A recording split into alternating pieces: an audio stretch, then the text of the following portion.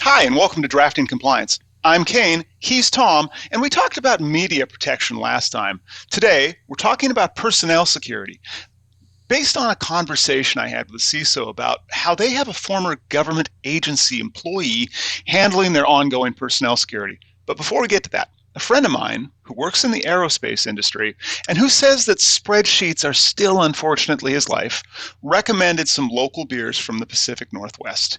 He gave us 4 cans, and I sent another 4 cans to you. What's funny is he said I'd hate one of the 4. So today's episode is a bit of a roulette spin to see if I regret asking for his beer recommendations. What are we drinking today, Tom? We are drinking a Raspberry Goes. So that's the can. It's by Kolshan Brewing Company, which I believe Kolshan is up in your neck of the woods. They're in my hometown, actually, of Bellingham, Washington. Awesome. The city of subdued excitement. Goses are usually a very drinkable beer. They tend to move towards the sour. Traditional Goses aren't nearly as sour as the ones you seem to find today. They're often paired with something else from the fruit or sometimes vegetable variety. So you can get a cucumber Gose occasionally, which is actually pretty good. And they're usually, like 50% or more malted grains. So I see this one is heavily wheat malted. And this is a raspberry Gose as well. I think he'd mentioned that this is using local raspberries. And before the show, Tom and I were talking, and Whatcom County, where I live, actually produces between 85 and 95% of the red raspberries in the United States. So if you've had a raspberry smoothie today, or if you've got some frozen raspberries, or if you have fresh raspberries you just bought at your grocery store, odds are I know where they came from, and it's about 10 miles that away, where the fields are. See, I think of Washington as a cherry capital, not as a raspberry capital. So that is the desert side, on the other side of the Cascades. All right. We do not grow cherries on my side of the mountains. We learn something new every day. Well, I'm going to crack this beer. Well, let's crack this open and see how it goes. I don't smell much raspberry. It's sort of pinkish, at least, on account of it's got raspberries in. Well, and I'm managing to fit this entire one in the glass. I prefer this size of can as opposed to the tall boys. Which, so this has it has very small bubbles. It's almost like an effervescent bubble. Oh, geez, wow, there's stuff floating. I'm not sure if that'll come through in the camera, but there's like chunks in the glass. I don't have that, Kane, if I'm being honest. So. Oh, good time. So I'm guessing these are like raspberry seeds. Like maybe they didn't strain it all. No, I didn't straight dump mine. So this could be that it's in mine. But there's some interesting. Now this does smell like raspberries. I do smell the raspberry. I get a little bit of that beer smell. You're right, though. Very small bubbles, like almost a champagne bubble size, like small, but they're not going straight up though. And they disappeared kind of cloudy. Quick. So it's no kidding. It's very cloudy, very hazy. I'm gonna try it. Yeah. All right, same. So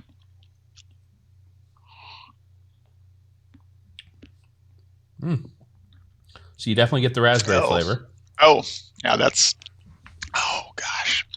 You know those Sour Patch Kids things or any other sour candy? Like this kind of reads like that, and I'm not a fan of sour things, as I think we're learning on the show. Yes, I like bitters, but I don't like sour. The sour is pretty. If you're a fan of sour beers, you wouldn't call this particularly sour. It's pretty thin, so it's not. Well, I will give you that. This is not one of those ones where you tell me it coats the tongue, and I after the show get a tongue brush and try and get the rest of it off. Yeah. But it does taste of raspberries. Yeah, if you like raspberries and you like sours, I think you will really like this beer. This is, a healthy dose of raspberry flavor. I like it. I've been to their brewery too, not for their beer, but for their cheese curds and what is that? Poutine. I recommend their poutine more than I recommend their beer. That is a true story there about being near Canada. Well, I wanted to to finish the story about the intro about the CISO that I know. Because while most people in cybersecurity industry are familiar with the concept of a background check, my understanding is the CISO's company goes a little step further. Their head of security actually uses a combination of open source intelligence and proprietary sources to vet anyone who wants to work in their FedRAMP environment, because their particular organization is concerned about espionage by adversarial nation states. The CISO mentioned that includes not just looking through court records, but also bank statements and social media to help determine if anyone's a potential blackmail risk. So, with that in mind, Tom, what is personnel security? Well, you certainly pulled the covers back a little bit already, Kane. This is all of the formal process you have around the people you bring into your organization, certainly how you vet them initially, how you make sure that as they move about inside your company, they move with the proper permissions and shed the ones they no longer need. Certainly talks about how you terminate an employee too, and what are the requirements around that. There are a couple things that I would consider maybe surprises to folks that are in the spec as well. First being, this also talks about external personnel that work in the environment, so you have to account for like those contractors. Folks. Yep, you got it. It talks about position descriptions and putting risk values on every employee as well that works in the environment. So those are things that I would say are going to be a surprise, but largely the rest of this fits pretty neatly into common controls that you would have in your organization. Okay. And so how do organizations typically establish personnel security policies and procedures to meet those requirements of FedRAMP Moderate?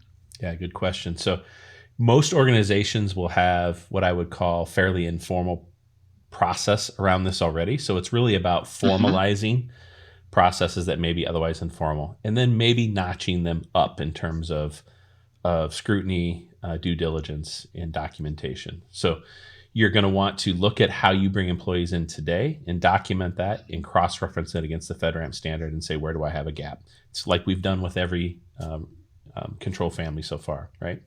I will say that typically these are going to be more established in organizations than a lot of the other control families that we come across. So it's not going to be a tremendous lift. I've talked with our internal HR. We have to uplift slightly some of the things that we do, and we have to formalize documentation that was otherwise informal. Otherwise, we had most of these in place already. Oh, that's good. And part of this reminds me of working with financial organizations when I was doing both consulting as doing executive advisory, but also when I was running professional services. Whenever we wanted to send somebody on site into a fintech or a financial institution, they would go through additional layers of background screening, not only from our company, but also from the client's company, which in some cases I had consultants on teams who were like, nope, sorry, don't ever put me at a fintech. I don't want to go through that level of scrutiny because of effects on their credit scores. But I want to ask you, Tom, what are some common screening procedures or background checks that are used by organizations that will meet those personnel security control family requirements? Sure. There is different levels of scrutiny that you have to consider depending on what level of FedRAMP you're going through. So we're going through moderate. So I'll talk specifically about moderate. We have to make sure that we do a background check and an identity verification check. So do we know that the person has been, clean record through his career, and do we know that this person is who they say they are, essentially? Now, as you indicated, some organizations take it steps further, and you are absolutely encouraged to do so with FedRAMP. So it's not, it may not be explicit, it's encouraged. So you might do a credit encouraged, check. But not a hard requirement, for example. So you don't have to do like a hard credit check then. Correct. But you might want to consider it. And I think it's very appropriate, depending on the type of business you do, to take that additional step. So for instance, if we were a processor of financial transactions, through our platform, I would want to move it forward and do that as well because of the chance of malfeasance occurring in that sort of scenario. Now, if you talk about what it means if you process sort of critical high data in terms of government data, you're talking about probably going to a FedRAMP high status rather than moderate. And you're going to have to reassess your individuals on really a scale depending upon the kind of data you store. So if you're highly classified data, you're going to have to revet your employees every 5 years. If it's top security, it's going to be every 10, and so on and so forth. It goes down the line to, I think, 15 years total. So just be aware that would happen. Underneath moderate, there is the odd potential to have LEO, or law enforcement organizations, underneath your banner. And if that happens, you will have to revet every 15 years, I believe. Okay. But otherwise, under FedRAMP moderate, we're not having to do anything. Like, no one will need to have a security clearance. That's right. We don't anticipate any security clearances. Of course, if we get that kind of customer base, we will pivot to meet that need. We will do things annually to provide diligence to our employees, which would be including things like continued training, which is a requirement underneath this anyway for security personnel, but we do it for all our employees. Every, I think, 3 years, you have to redesignate the risk level for every employee that works in the environment. So we will do that, and which means as we do that, we may change controls around an individual based upon a new risk profile that we uncover. So there are things that you will do that this policy covers, but it's not the kind of diligence that you'd have at initial hiring. Fantastic. And if you're enjoying this conversation on YouTube, ring the bell to get notifications about our continuing attempts to find any beers I like, or just subscribe in your podcast app of choice. Now, Tom, I want to ask about how organizations ensure that their personnel are adequately trained in security principles and practices, which is part of the personnel security control family in FedRAMP Moderate. It is. It specifically calls out that anybody who has responsibilities for security or privacy needs to have ongoing training. I take the stance that everybody has information security responsibility and privacy responsibility in the organization. So we take that to mean that essentially that this policy dovetails right into our security awareness training policy. That policy does designate different levels of training. So we have the security awareness training that is all our employees, and then we have another heightened level for people who have specific responsibilities in information security, meaning they're on the CERT team, they might be on the BCP team, or something like that. Okay, so additional training based on individuals' roles. Can you talk a little bit about the role of ongoing personnel security assessments and how they contribute to an organization's overall security posture in a FedRAMP moderate environment? Well, again, when you're talking about ongoing personnel assessments, you're really talking about what are the things that your policy requires you to do to make sure your individuals are continuing to be at the same level of security awareness and training. So there's not a secret sauce here. This is, do you reassess your employees on a given cycle to know what their risk profile is? Do you provide them information security training that's appropriate for their job role and function? And then if the profile of risk changes, do you put controls in place that are appropriate? Okay, fantastic. And when you say personnel, like individual risk, do we mean to the role or do we mean risks by an individual? Well, I think it's both. So you have to consider that an individual in a given position has inherent risk because of the role, but also because of factors in their life or their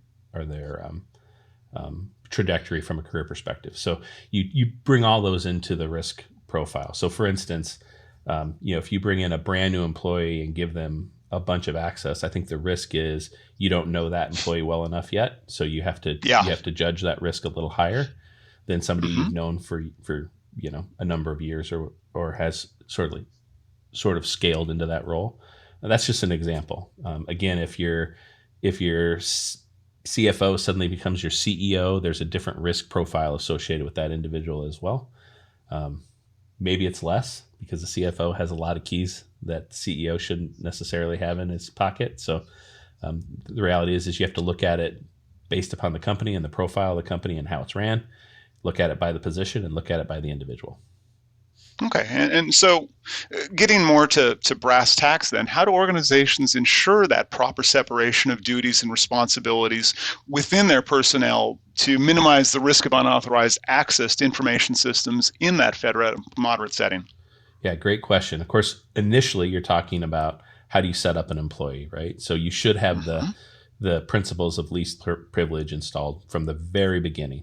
So this talks about onboarding an employee, and it dovetails Mm-hmm. directly into processes that we have for onboarding an employee. Always we onboard with the idea that we should give this person the least privilege that they need to do their job. That's a Mm-hmm. information best practice.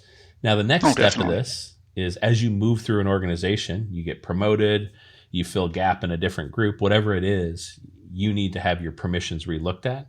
And this talks about that too. There's timelines. I think it's within 24 hours of the acceptance in the actual move to the new role. So, for Mm-hmm. instance, if you were to take a job on and it doesn't start for 2 weeks, you don't have to remove permissions in that period. But once that 2 week period starts or ends, I should say, you have 24 hours to remove old permissions that are no longer required, and then you have Oh, to that's announce good it. because I found a lot of organizations just historically have struggled with permissions aggregation and with removing people's permissions. I can think of a couple instances where we found out that the CEO had access to literally everything because, as the founder of the company, many years ago, they just had never had anyone clean up their permissions. So it sounds like in a FedRAMP moderate environment, those rule changes are far more prescriptive and in line with best practices. 100%. And I think you're exactly spot on, Kane. I don't think I've been to a large organization in my career that hasn't struggled with this. So Mm-hmm. this is really forcing the hand of organizations to do what they should have always been doing. Okay, and just going on those other challenges because we've seen this before, Tom. Both you and I'm sure our viewers have as well. What are some other common challenges organizations face when they're trying to implement the personnel security control family in their journeys towards FedRAMP moderate compliance? Yeah, I would say this one is going to offer fewer challenges than some of the other ones. There's not big technical hurdles here, so you don't have to worry about, for instance, in our stance, we don't have to do much in terms of product enhancement for this policy to be active, right? What you do have Mm-hmm. to do is formalize activities that impact functional groups across the organization. So HR is going to head up the adoption of this policy, but there's going to be potentially pillars within your organization that resist that change, right? To your point, you may have a CEO that doesn't want to have his permissions removed, or you might have, a director of infrastructure that started as a tier one knock person and has just kept all those permissions, and he likes to be able to go in occasionally and look at Active Directory or whatever it is, right? Sounds so familiar. Right. So the big challenge you're gonna face here is change, and that's a challenge in every organization. I think we all recognize that, but this is a necessary change. So it sounds like there's going to be some cultural changes associated with this as well, not just. So it's more about soft skills in this rather than necessarily hard technical requirements. Yeah, I think so. Okay. Well, fantastic. Well, with that, I want us to move to our beer reviews associated with Culshan's Raspberry Goes. I Let's guess I'll see. goes first. Perhaps I'm going to take one more sip, see if it's changed. The raspberry flavor scent has come far more prominent now over time.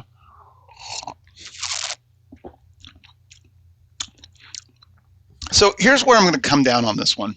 I'm going to give this possibly my highest rating. Wow. I'm going to give it a 5 out of a possible 10. And the reason why is it's very thin. It does not have a prominent, unpleasant aftertaste. I happen to like raspberries, and because this is not as sour as some of the other things I've drank on this show, this is genuinely not terrible. So I'm going to give it a 5 out of 10. Good rating. I think it's no secret to anybody that sours aren't my favorite. But in terms of sours, this one is not the most sour. I mean, it's pretty drinkable. You mentioned thin as a plus. I mentioned thin generally as a minus. But I do like the raspberry flavor. So this one has a convoluted set of variables in my head. I'm going to probably go with you and say it's a 5. I'm not going to ever. Really? We agreed? We agree. Wow. I'm never going to search this out. But when somebody says, hey, have you ever had a good goes? I will rate this up there with the cucumber goes that I get locally. That's very good. It's a little less sour, so it's probably a little better. But this is a close second. For a goes, this is pretty good.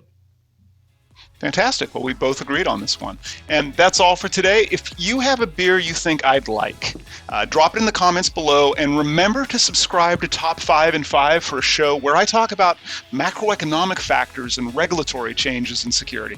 Thanks, everyone.